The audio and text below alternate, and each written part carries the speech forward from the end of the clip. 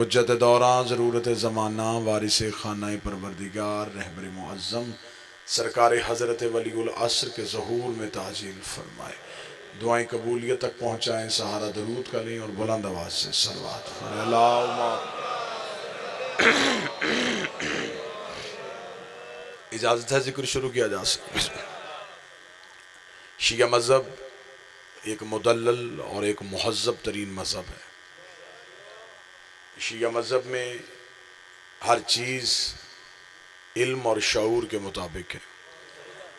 ہم نہ بغیر دلیل کے کسی کو مانتے ہیں، نہ بغیر دلیل کے کسی کو چھوڑتے ہیں۔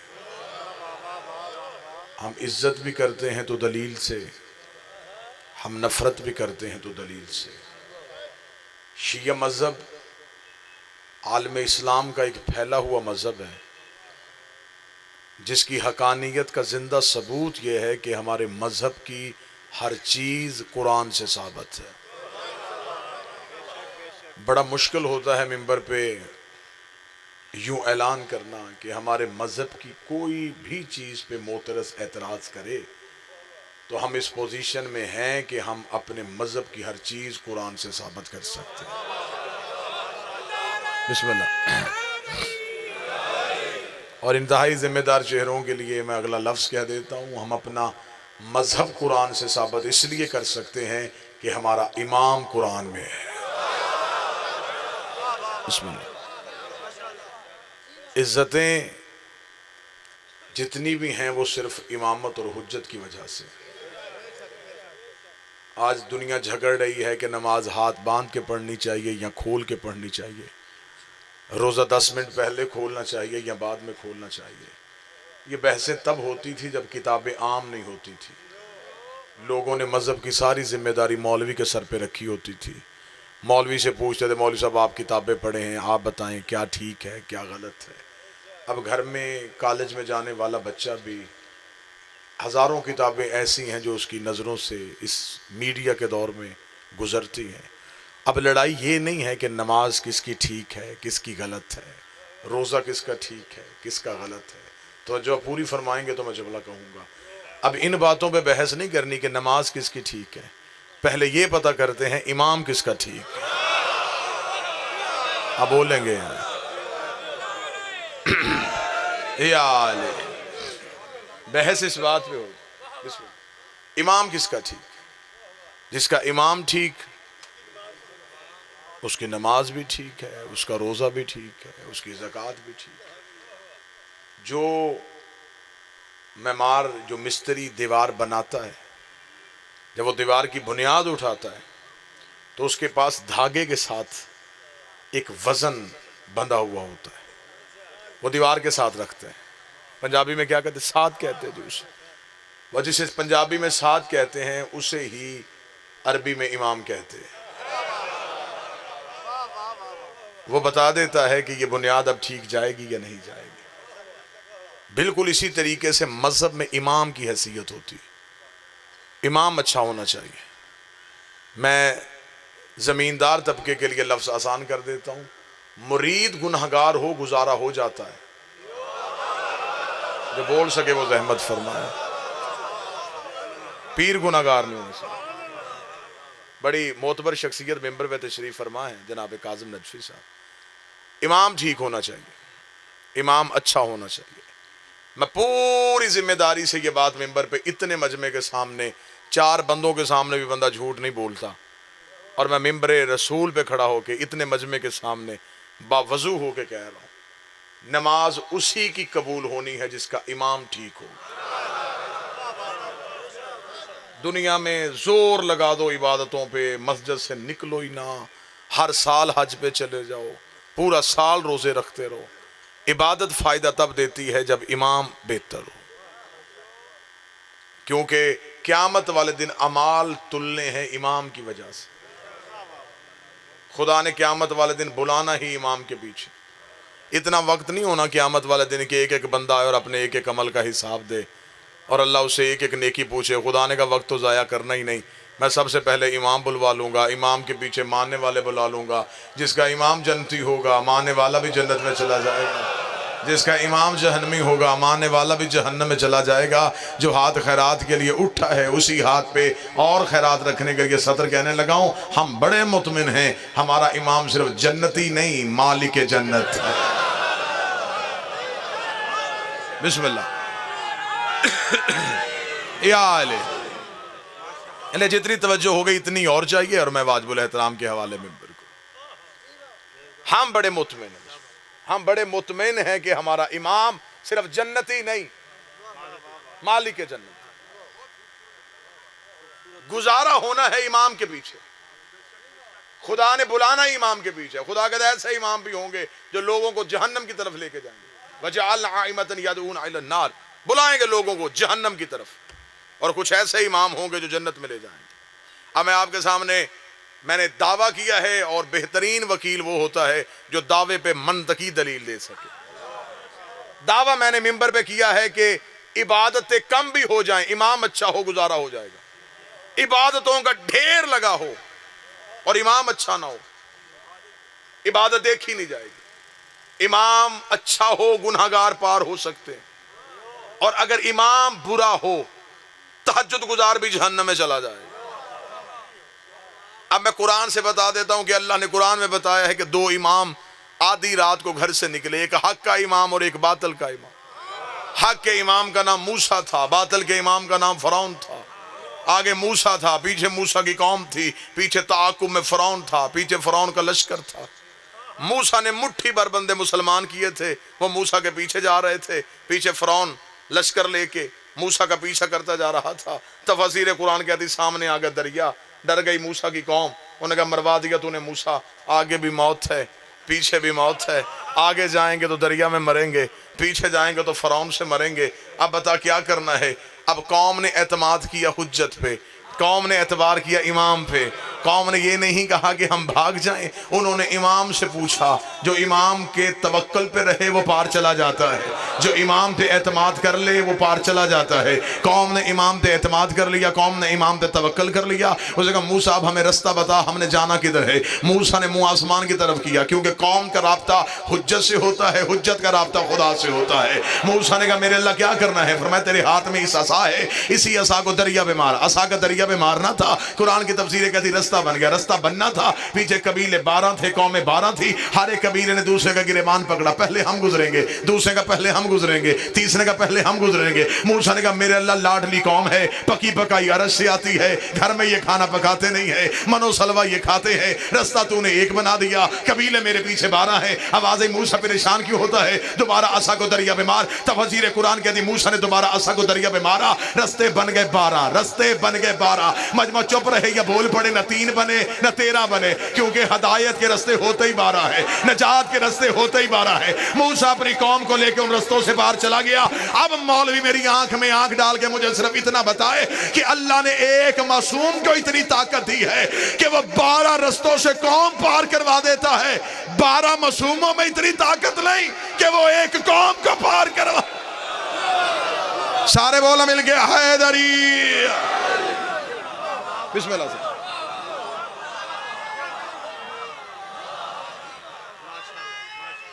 بسم اللہ۔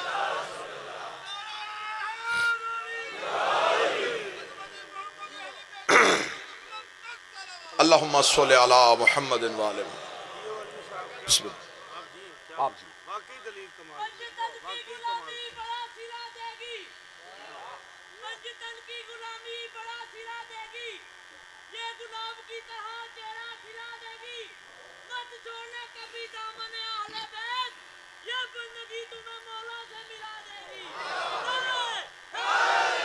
یا علی تو جو پوری صاحبہ گنہگار پار چلے گئے کیونکہ امام اچھا تھا۔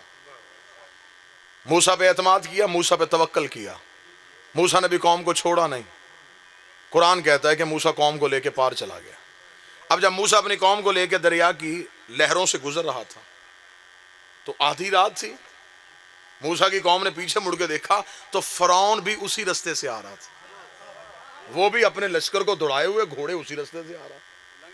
موسیٰ کی قوم نے کہا موسیٰ رک، یہ معجزہ نہیں، معجزہ ہوتا تو ہمارے لیے ہوتا۔ وہ پیچھے مڑ کے دیکھ فرعون بھی اسی رستے سے آ رہا ہے، موسیٰ نے بھاگتے ہوئے کہا میرے اللہ وہ فرعون اس راستے سے کیوں آ رہا ہے؟ اس نے کہا اپنے بچا، میں نے صرف فرعون نہیں مارنا. جو بول سکے وہ زحمت فرمائے جس کا ہاتھ اٹھ سکتا ہے. موسیٰ تو اپنے بچا، میں نے فرعون نہیں مارنا، میں نے آخری فرعونی بھی مارنا ہے. تو اپنے بچا، انہیں ذرا اندر آنے دے. قرآن کہتا موسیٰ کا آخری دریا سے قدم نکال رہا تھا اور فرعون کا آخری دریا میں قدم رکھ رہا تھا. اللہ کہتا میں نے نیل کی لہروں پہ وحی کر دی تھی کہ آج موسیٰ والوں کو چھیڑنا نہیں ہے، فرعون والوں کو چھوڑنا نہیں ہے.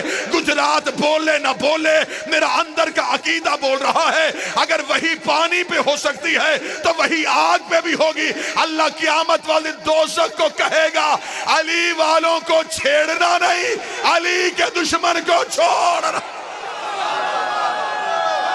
سارے بولو ہاتھ اٹھاؤ حیدری.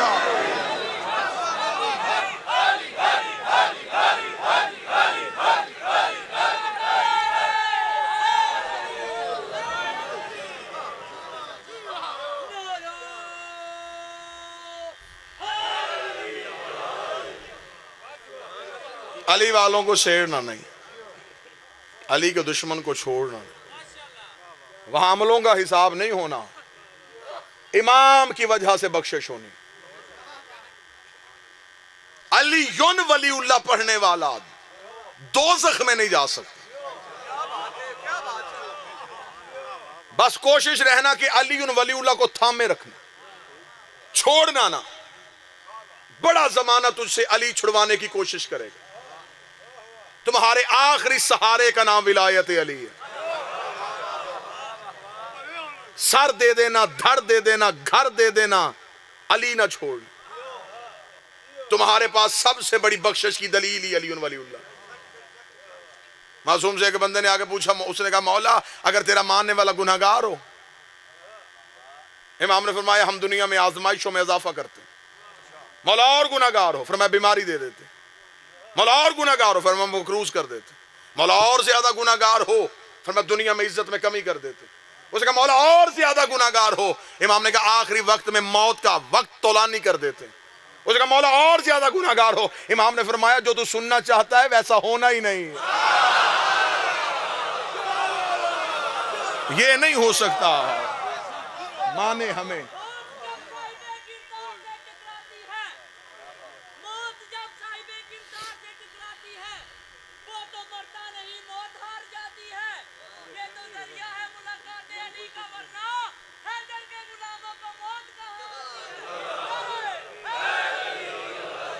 موسیٰ والے سارے پر توجہ پوری صاحب، فرعون والے سارے غرق.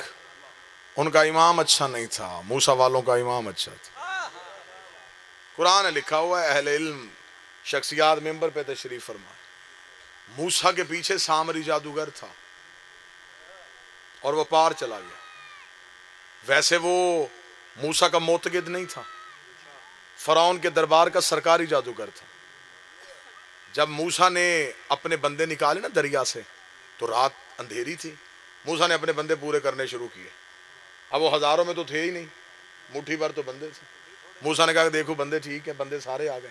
موسیٰ بندے دیکھ رہا ہے اور ایک اپنا چہرہ چھپا رہا ہے. موسیٰ نے کہا یہ کون ہے؟ موسیٰ کے معنی وہ سامری جادوگر. موسیٰ کو سامری تو پار کیسے آ گیا؟ اب میں صرف سطر پڑھوں گا اور مجھے مجمع کے چہروں کا اندازہ کرنا. سامری تو پار کیسے آ گیا؟ اسے ڈرتے ڈرتے کہا موسیٰ میں نے آخری وقت میں امام تبدیل کر لیا تھا. ہائے ہائے،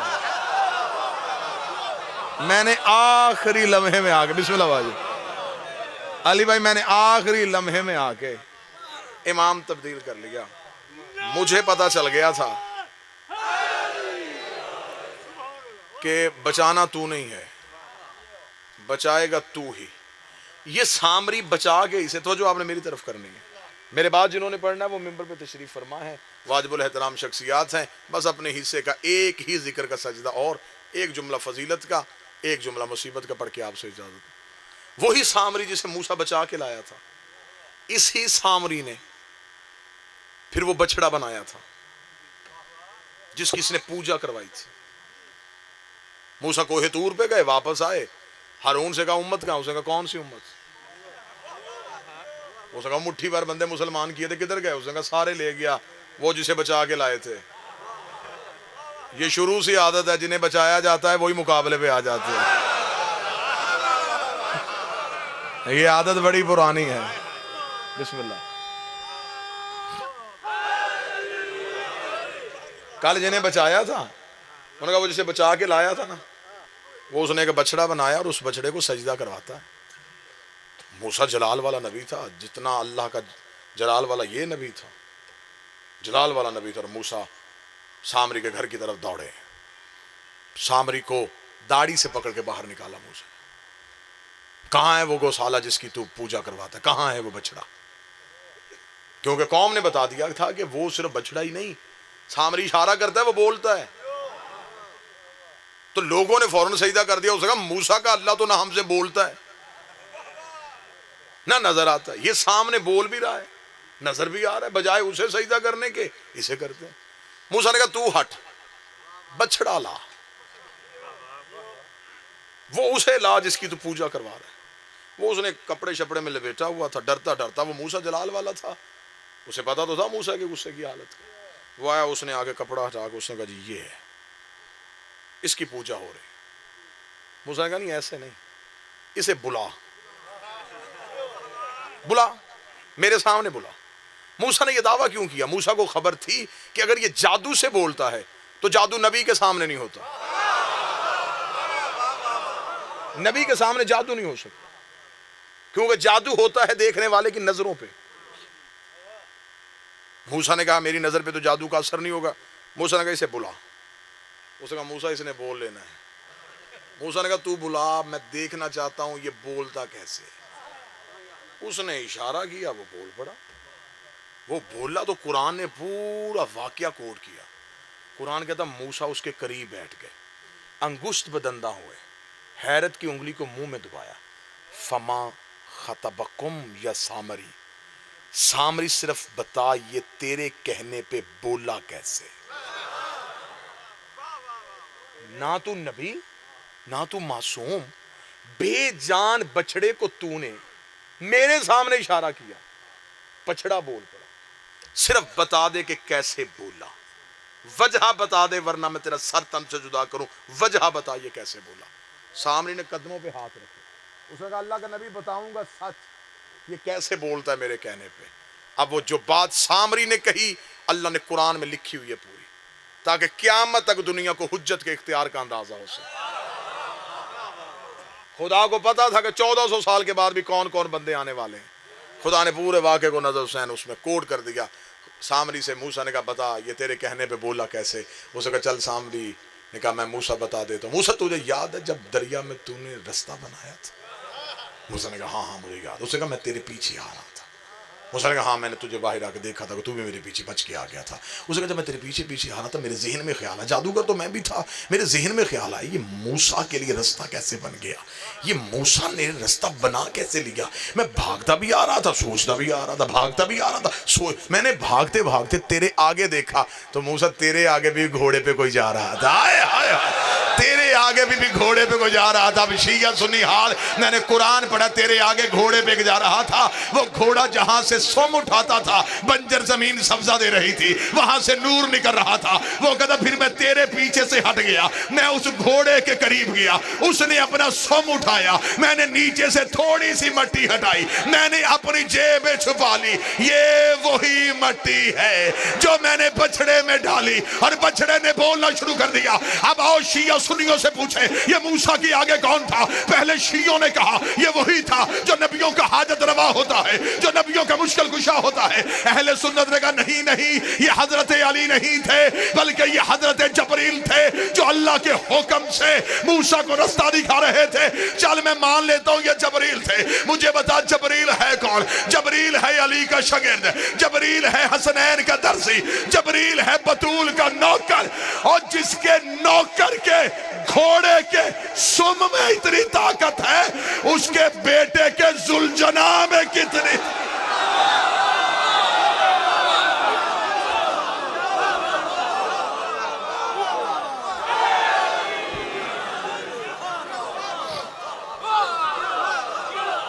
امام اچھا ہو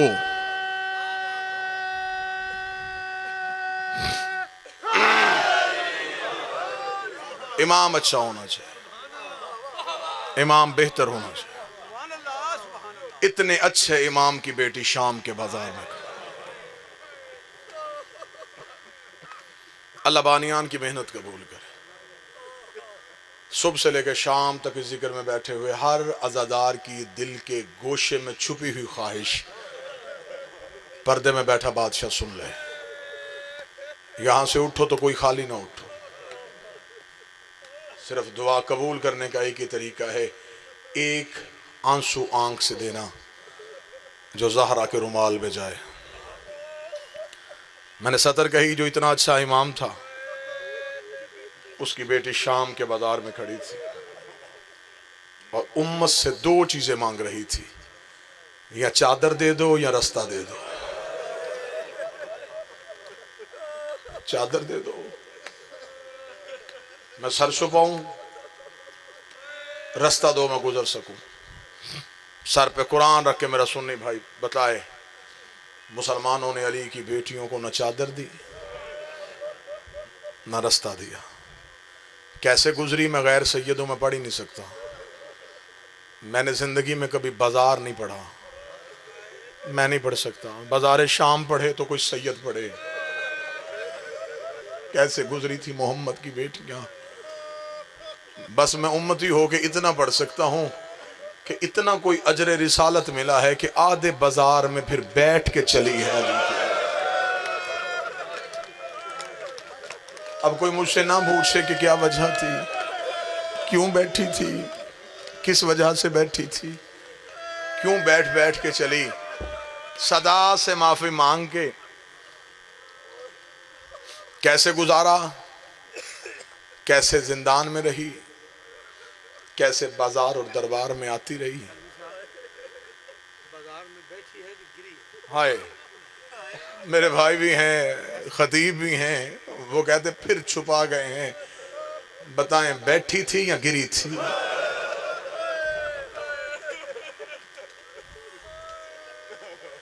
مرد بھی سواری سے اترے تو اس کے ہاتھوں کا آسرا ہونا چاہیے۔ کیسے اترتی اونٹ سے جس کے ہاتھ ہی گردن کے پیچھے بدے تھے۔ بس نوحہ خانوں سے نوحہ سنتے ہو، میں ایک نوحہ پڑھنے لگا ہوں۔ ذاکرین سے نوحہ سنتے ہو، نوحہ خان سے نوحہ سنتے ہو، میں وہ نوحہ پڑھنے لگا ہوں جو خود علی کی بیٹی نے پڑھا بھی قبر رسول پہ۔ اکثر ذاکرین نوحہ پڑھتے ہیں، ہم منبر پہ ہوتے ہیں، ماتمی آگے سے کھڑے ہو جاتے ہیں، لوگ ہاتھ باندھتے ہیں، بس کر دے۔ میں وہ نوحہ پڑھنے لگا ہوں جس کی چوتھی سطر پہ آ کے نبی کی قبر ہل کی آواز آئی، زینب بس کر دے، تیرا نوحہ مجھ سے برداشت نہیں ہو رہا۔ جس نوحے سے قبر رسول کی تڑپ گئی، وہ نوحے کی صرف 4 سطریں، نہ شرح پڑھوں گا، صرف سطر پڑھوں گا کہ علی کی بیٹی نے آ کے رسول سے کہا کیا ہے۔ پلٹ کے آ گئی ہے شام سے مدینہ، پوچھا ہے قبر رسول کہاں ہے، سیدھی گئی ہے روضہ رسول پہ۔ کتابیں کہتی روضہ رسول کے دروازے پہ کھڑی ہوئی ہے، قبر محمد کو دیکھتی رہی ہے، سسکیاں لے لے کے روتی رہی ہے، سسکیاں لے لے کے روتی رہی ہے۔ جو بیٹیوں والے بیٹھے ہو انہیں پتا ہے بیٹی درد میں پیک کے گھر آئے تو کیسے آتی ہے، بیٹی تکلیف میں آئے تو پیک کے دروازے پہ بھی آ کے رونا شروع کر دیتی ہے۔